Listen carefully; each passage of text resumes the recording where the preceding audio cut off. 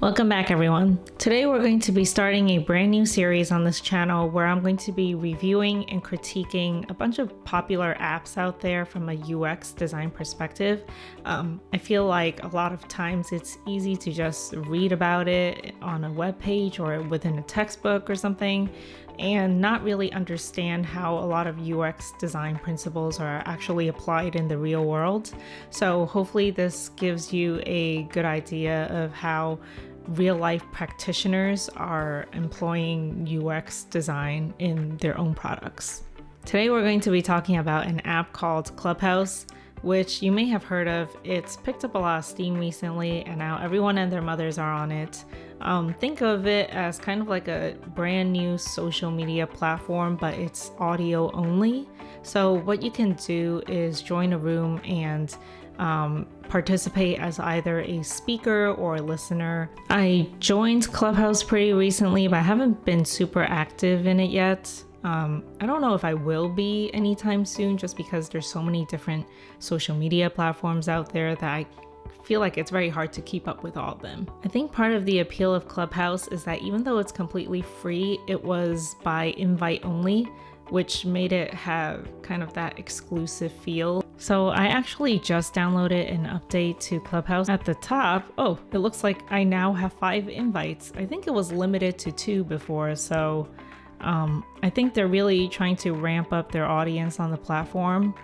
So let's take a look. It looks like Clubhouse is still iPhone only for the time being, which I guess makes it even more exclusive. So sorry, Android users. We're at the homepage. Let's take a look at what there is here.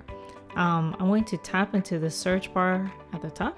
At the bottom, I see some categorization.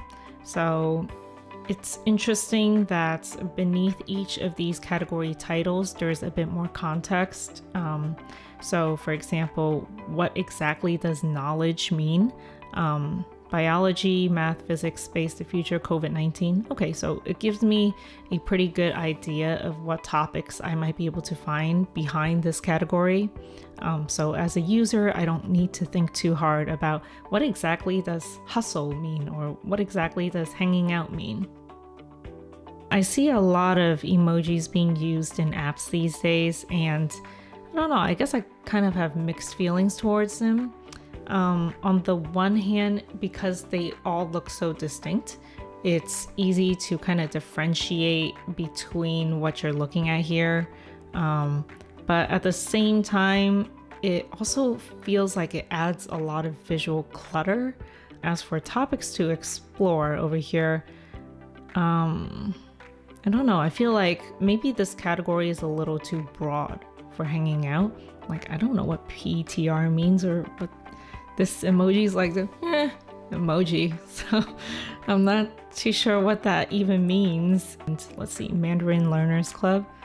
Okay, so there's a longer description, which I don't know, there's a lot of centered text, which makes it kind of difficult to read, because I feel like if it was left aligned, there'd be less ragging on this typography. Looks like down here, where it says Mandarin Education Meet People, I wonder if these are like subcategories or tags. If I were to find a particular group, would I be able to just type in education and anything tagged with this green apple is going to show up? Going back to this hanging out category page, I noticed that when you go down to clubs to follow, it looks like it's ranked in order of popularity.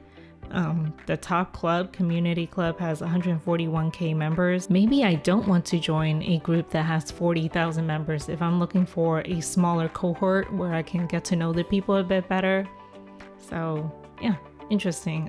I wonder if there's some way that I can filter, but at the top over here, it doesn't really look like I can filter it by maybe when this club was created or how many members there are. Going back to explore, I'm going to try to tap in here and find a club.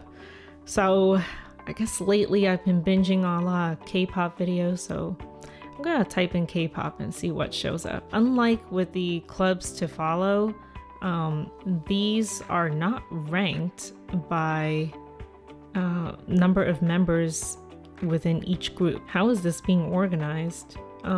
Is it just based on keyword match? Because K-pop is pretty general. And also it looks like it's not an exact match either, because I see there's like a hyphen between the K and the P here. I guess it could be kind of overwhelming, just figuring out what group you want to join. Going back to the home page, I'm going to tap into this calendar icon at the top. Okay, and it looks like it's a list of a bunch of upcoming events. I wonder if this is local time or what, because right now it's 2:16, but I still see an event that's 1:10 p.m. I would expect that any events that show up here will be 2:16 and onwards. Let me just try to go up here and tap on this notification icon, so I want to be notified. Okay, it says that I need to follow the actual club to be notified when the conversation begins. All right, so this implies that this conversation hasn't actually happened, which makes it even more confusing why it shows up as 1:10 p.m. instead of my local time. And it says I actually need to follow this club to be notified, which, I mean, sometimes I'm just interested in one event, right? Maybe I don't want to be notified of all the club's activities. It also is a little misleading because that notification bell indicates that I should be notified for the event when in fact it seems like it's more of a following functionality. I want to tap into this calendar plus icon at the top. All right. Okay, so yes, it looks like I can create a new event. I'm wondering if I add someone as a co-host or a guest, do I need to notify them first? If I publish this and this goes live and these people aren't even aware that I was creating that event, would they be taken aback for time?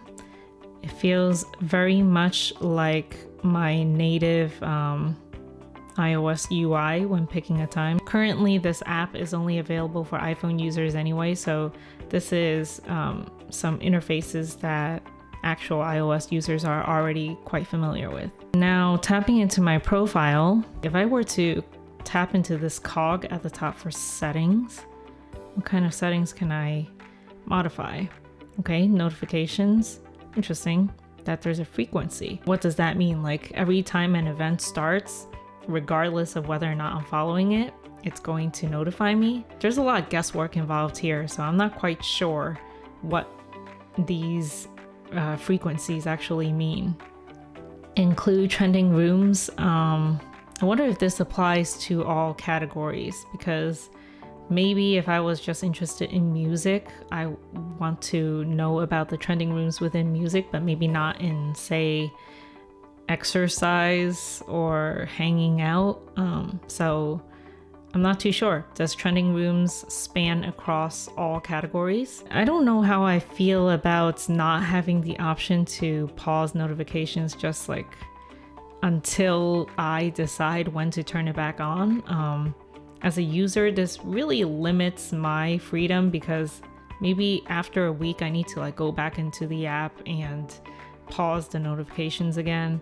I know that from their perspective, whoever is running Clubhouse, it's a way to get users on the app, but from the user's perspective, it's really annoying if, you know, after every week I need to go back in to change my settings, and then it might even convince me, you know what, I'm just going to delete this friggin' app. Okay, so I know settings is not the most interesting to look at for some people, but I actually find it very fascinating because of the UX and UI that's involved in being able to fit a ton of information into one section and allow for a ton of customization. What's new? I assume that, you know, it'll just tell me about the app updates. Oh, okay.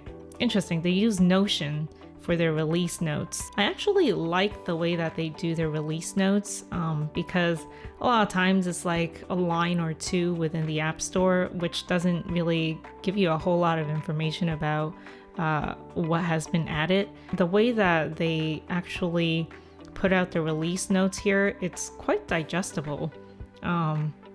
And yeah, I really like the way that they format it. It's, it goes beyond just like improvements on usability and, bug fixes, which doesn't really tell me too much. At least here, I know what I can look forward to. Going back to settings, FAQs and contact us. Let me tap into that. Again, looks like it's created with Notion, which is like a note-taking web app. Because they have everything within Notion, on the one hand, it's probably easier for the people at Clubhouse to be able to update their FAQs and such, because Notion is just a pretty accessible web app. But on the other hand, their formatting of their FAQs are pretty much limited to what Notion dictates. So it's kind of like a double-edged sword. With the rest of these links, I assume that they're all going to open up in Notion as well. Community guidelines, actually quite important. I think maybe it'll go over things like etiquette and no trolling, or you're going to get banned if you do XYZ. So yeah, pretty helpful, especially for a social media app. All of that was just through the menu at the top. I haven't even browsed through my timeline or whatever this feed is yet. At the top, I see it says the speakeasy at 12 a.m. Why is it showing me something at 12 a.m. when it's like 2:42 in the afternoon right now? If I were to tap into this, I know that Clubhouse gained a lot of popularity in the beginning because a lot of celebrities were on it and a lot of industry thought leaders. So people who were joining the platform really wanted to hear what their thoughts and their takes are on different topics. So I can see why, they would highlight, hey, these are the speakers. Maybe they mean something more to other people, but I have no idea who they are. And for someone who's just like a casual listener, I think a description would be more beneficial than just seeing a list of names of who's going to be joining. So I noticed that at the top, the UI of this event that's upcoming is actually quite different from what's down below, which is in white. And through trial and error, I was able to figure out that white means that this event is currently happening, and anything with that beigeish color instead is upcoming. But again, not super obvious. But the learnability is not too bad. All you gotta do is tap into one of them to hear people talking. Now, unfortunately, I can't actually tap into any one of these events that are going on. And part of the reason is because there's actually, as part of the community guidelines within Clubhouse, you can't share a recording of an event that's going on. I think that's probably to protect the anonymity of the speakers so that you're not recording their voice and, promoting any of the content that they're sharing. So pretty understandable, not a huge deal. So I'm just going to talk about what I noticed within these rooms. So I'm in the event right now and I'm going to be blurring out people's faces, but what I see here is that if multiple people are talking, there's going to be like a very subtle beige ring around their avatar that lets me know they're currently speaking. And the thing about Clubhouse is that the people who are allowed to speak in a room are the people who are all the way up top. But of course, on my phone, I can only see up to 12 speakers at a time, even though if I scroll further down, I actually see more people. But, if anyone below the fold is actually talking, I won't be able to see it. This, I feel like, is a pretty common feedback for Clubhouse, which is that it's not super obvious who's talking. And I think even Zoom hasn't mastered this yet. Sometimes, if someone is sharing a screen and someone else is talking, you might not know who exactly is the voice, unless, you've already memorized their voice. There has been, meetings in the past where someone would be like, oh yeah, that's a good point. Who's the one saying that? Right beneath the speakers, who were probably invited by the actual host or co-host of the room, we have a list of people who are followed by the speakers. It feels a lot like a popularity contest almost, and that's kind of the reason why, I don't know, I guess I don't gel too much with Clubhouse. It seems like, hey, these people might also be influential because, they have ties to the speaker. Even if they're not the ones actually speaking, even if I have no idea who the heck they are, they're being recommended to me on top of the people who are just listening in on the room and have no ties to the actual speaker. Underneath them, we have others in the room. So, everyone else who doesn't have any ties to the speaker are just considered others. There's just so many people in the others in the room category that I kind of wonder almost what the point is of including all their avatars here as well. In fact, why do I need to have the avatars of everyone in the room, including people who are just followed by the speakers? I would think that just having the speakers' avatars would be what I care about. It's not like I'm going to go through this list of hundreds and hundreds of faces and just click into their profile for whatever reason, because of their name, because of how they look. Yeah, I mean, this isn't like a dating app, right? At the bottom here, I see that I can either leave quietly or I can raise my hand maybe, or is that an applause? I have no idea. But if I'm particularly shy and I don't want attention called to myself, maybe I don't want to tap the icon just in case. It's not super clear what that is. Maybe it would be better if there was some sort of label. There you go. That's the warning message. I've muted it so you can't actually hear anything that I'm recording right now. But just in case, I am going to leave the room, and I've actually navigated away from the room already so you don't see the speakers here, but it still shows up at the bottom. There's no indicator of the name or even the avatar of the person who is currently speaking. You kind of had to be tethered to that room to have any idea of that. I like the feature of leaving the room quietly because sometimes if you are doing a Zoom presentation and there's 15 to 20 people in your room and someone leaves, there's this really distracting exiting sound. I like how it's somewhat faded at the bottom. That tells me, you can just keep scrolling. I'm not too sure why these particular events are recommended to me at the bottom. It seems like it's only limiting me to a couple of events anyway. I kind of find it hard to believe that these are the only events going on in Clubhouse right now, given their massive user base. So I'm not too sure why this isn't like some sort of infinite scroll of all the types of events that are going on. There's also no filter at the top, so I can't even organize it by interest. If I go down here and I tap explore, okay, so it loads a couple more. But explore kind of indicates that it might take me back to some sort of browsing functionality, instead of continue loading feed.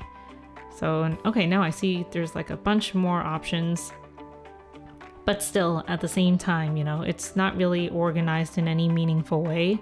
I think that's pretty helpful actually, that it tells me how many speakers are in the room. In this room, 51 people who are a part of it, but 30 people are speaking. Does this mean that it's just going to be people talking all over each other? Not too sure. I'm going to keep scrolling all the way down and seeing what happens.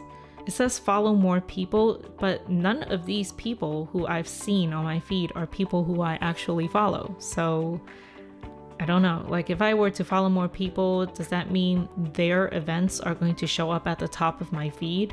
Kind of ambiguous. Let me try to tap on start a room. If I add a topic, what happens? Okay, so maybe this is just the title of the room. So I'm going to call this K-pop again.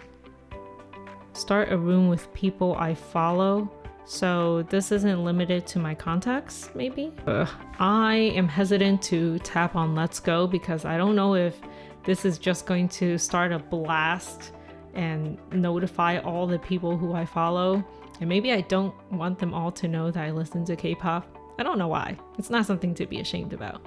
But yeah, I'm not too sure what tapping on Let's Go is going to do. Same thing if I were to tap into the UX group, start a room for UX members with the topic K-pop.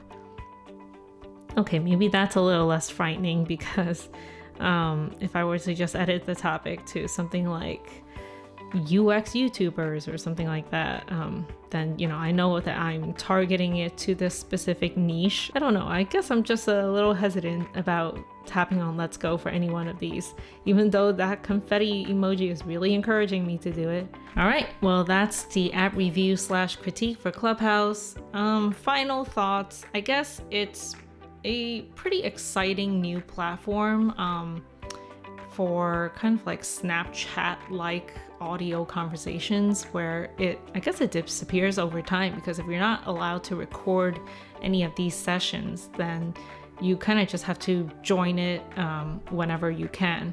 However, there is some room for improvement that I can see. If I were to join a conversation, and let's say it's already the tail end of the conversation, I have no idea. Have they been talking for like 5 hours and I'm just joining, or did they just begin? There isn't any transcription, so definitely not very accessible friendly. Someone who might be hard of hearing would definitely not be able to participate in this platform. With YouTube, you know, there's also closed captioning, so that even someone who is hard of hearing is able to just read the captioning at the bottom. It may not always be perfect, but it's definitely better than having nothing. Maybe the fact that it's not recorded allows the people who are talking to be more unhinged because there's no record of it, and anyone who tries to record it, as I learned, will be banned. It definitely seemed like in the beginning it was targeted towards industry leaders and professionals who want to network with one another or share their ideas.